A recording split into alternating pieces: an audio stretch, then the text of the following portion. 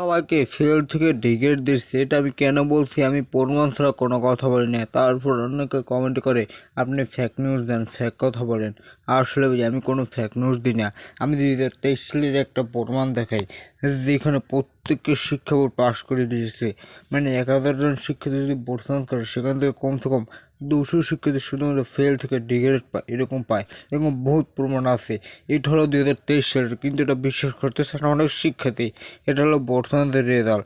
এইখানে দেখো একটা শিক্ষার্থী ফেল থেকে সিগারেট পেয়েছে, ফেল থেকে ডিগ্রেড পেয়েছে, ফেল থেকে সিগারেট পেয়েছে, ফেল থেকে বিগ্রেড পেয়েছে। তারপর ভাই অনেক আছে এরকম, ফেল থেকে ডিগ্রেড পেয়েছে, ফেল থেকে ডিগ্রেড, ফেল থেকে সিগারেট, ফেল থেকে এ গ্রেড পেয়েছে, এ প্লাস পেয়েছে। এরকম বহু শিক্ষার্থী তাদের রেজাল্টটা শুধুমাত্র এই বোর্ডের মাধ্যমে পরিবর্তন হয়ে যায়। তোমার 150 টাকা গেছে, যাও 150 টাকার মাধ্যমে যদি তোমার 10 পয়েন্টও বাড়ে, সেটা কিন্তু অনেক কিছু। চাকরির ক্ষেত্রে ওই পয়েন্টটা লাগবে। যারা ফেল করছে এক সাবজেক্টে, তার নো টেনশনে বসে থাকতে পারো।